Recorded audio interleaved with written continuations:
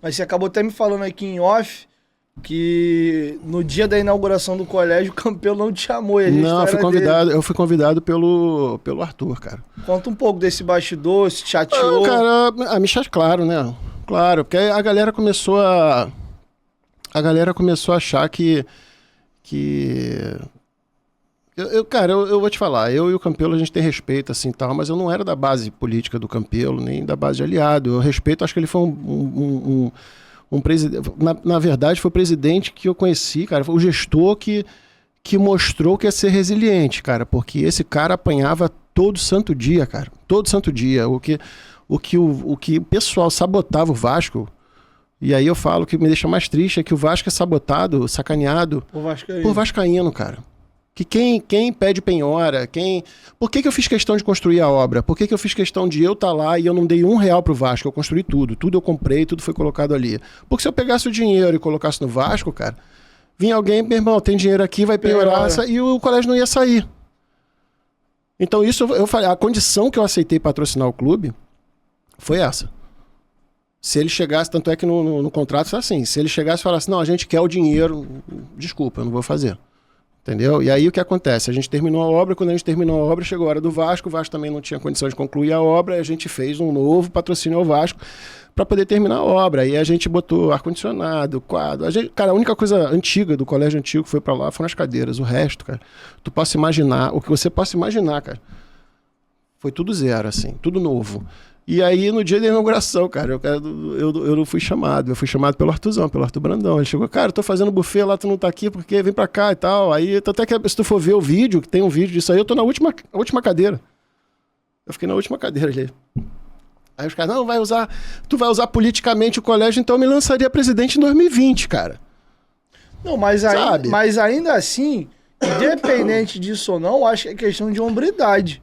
Eu botei o dinheiro, eu fui patrocinador e eu fico... E assim, não é a primeira pessoa que eu escuto relato nesse sentido, porque com relação ao CT, o próprio Zé Comé já falou isso público algumas vezes, que ele correu atrás do projeto, da ideia, o Alexandre Esquerdo, como vereador, correu atrás da parte de documentação do terreno junto com o Crivella, que ajudou bastante, mas ele mesmo, que foi o cara que correu atrás para mover o negócio, também no dia da inauguração do CT foi meio que escanteado. Então você é a segunda pessoa que eu escuto relato na gestão Campelo que passou por isso. O Zé e agora você, um CT e outro no colégio. Hoje eu me dou muito bem com o Campelo, mas eu sempre falei que eu sempre tive muito mais respeito ao Campelo do que ele por mim, entendeu? Mas eu até entendo. Inclusive eu falei pro Campelo na época, eu falei, cara, você tá mal cercado aí e tal, já... Aí a gente entra numa parte política aí que eu não sei se é o que você não, aqui, a ideia aqui, sim. Aí eu falei, cara, tu tá muito... Eu falei, cara, eu trabalho com essa parte também, cara. Eu falei, cara, tá muito claro aqui que esses grupos aqui estão com a mesma identidade visual que o Vasco, cara. Sabe, quando você trabalha com marketing, quando você também trabalha com essas partes, você começa a ver cacoete de design que você sabe, ainda mais quando você trabalha mais na parte de perícia e tal, os detalhezinhos é o que pega, tu tá entendendo? E aí, cara, você começa a ver, cara, que você tem coisas ali que são idênticas, cara. Se não idêntica de cor e tal, mas o conceito, você tá entendendo? Eu falei, cara, isso aqui você tá criando cobra aqui e tal, mas eu falei com ele 5 vezes na minha gestão inteira como diretor. Entendeu? Eu nem fui exonerado para ter noção. Eu continuei. Eu tenho, inclusive, o meu registro de RT como diretor de patrimônio no conselho até hoje, porque eu não recebi exoneração. Não tenho carta de exoneração do meu... Eu baixei por conta da mudança de presidente, mas eu não tive exoneração. Mas é um cara que me deu super bem. Eu encontrei ele outro dia no shopping, a gente de boa. Acho que vai me apoiar, inclusive. Ele sabe que o trabalho que eu fiz foi de coração, ele sabe que não foi nada... no fundo as coisas as cartas foram colocadas à mesa, ele sabe quem sou eu, sabe? Ele sabe que eu não tenho essa intenção de ter sacaneado nunca ele, jamais, principalmente o Vasco, jamais esquece isso. E hoje eu acho que ele tem uma visão muito diferente de mim do que tinha na época. Eu acho que na época ele tinha sim, porque ele era cercado por pessoas que hoje rivalizam comigo politicamente, óbvio, porque eu tenho um conceito de Vasco totalmente diferente do que é pregado hoje. E foram as pessoas também que abandonaram o Campelo no final e aí viraram salvadores da pátria, como sendo a chapa roxa, que no final das contas foi a chapa que endossou o presidente atual. Então a história mostrou pro Campelo que eu estava certo. Quando eu falei para ele lá atrás, que eu ainda falei, ó, esse grupo aqui, isso aqui, cara, tá muito claro que isso aqui tá maquinado, sabe? Mas maquinado em que sentido? Aparelhado, você tem pessoas suas envolvidas em determinados lugares, e isso é importante. Se juntando para montar uma chapa principalmente depois. Com uma parte de gestão. Você tem parte de gestão de uma empresa que você não pode ter ruído. Principalmente na comunicação, quando você tem uma gestão horizontalizada, você não pode ter ruído da presidência, cara, até o chão de fábrica, cara.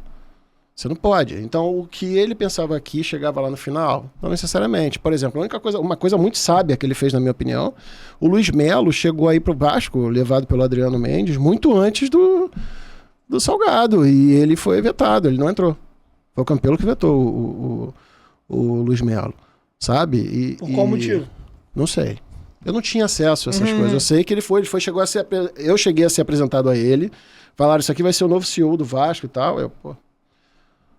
O CEO flamenguista é foda, né, cara? Então, eu investigo todo mundo que é a parte de gestão. Assim, já é normal. Eu dou uma... Cacoete de perícia. Eu dou uma investigada em tudo. O cara é mulambo pra caramba. Ocupar ser CEO do Vasco. Na época, tu imagina depois o que eu acho em relação a isso, né? Mas, cara, passou... E aí depois veio a campanha do sócio-torcedor. A campanha do sócio-torcedor foi feita lá, o primeiro vídeo foi feito lá no CT na época, se eu não me engano, acho que foi o Pikachu, foi o Castan. Que não, se a gente fizer tantos mil sócios-torcedores aí, eu vou sortear a camisa e tal, esse negócio todo.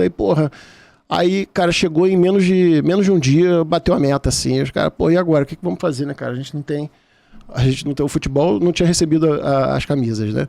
O marketing não tinha recebido as camisas. O que a gente vai fazer, Aí o Greg me encontrou no restaurante lá, falou, Marcelo, tu tem como ajudar a gente? Tem. Aí eu peguei, aí falei com o Newton lá do Vasco, da loja ali, né? Eu falei, Newton, só, o que o Greg precisar aqui da campanha do sócio-torcedor do Vasco, tu pode é comigo. E aí foi feito vários jogadores, foi feito Henriques, foi feito Pikachu, foi feito Castan, foi feito Bruno Gomes, foi feito o Peck não chegou a fazer, não. Cara, teve mais um jogador. E aí a gente deu o pulo que a gente deu também, porque aí batia a metazinha, né? Aí sorteava as camisas, né? Batia a meta, sorteava as camisas. E aí, foi do caralho também isso aí, desculpa. Fica à vontade. Foi muito maneiro, assim, também.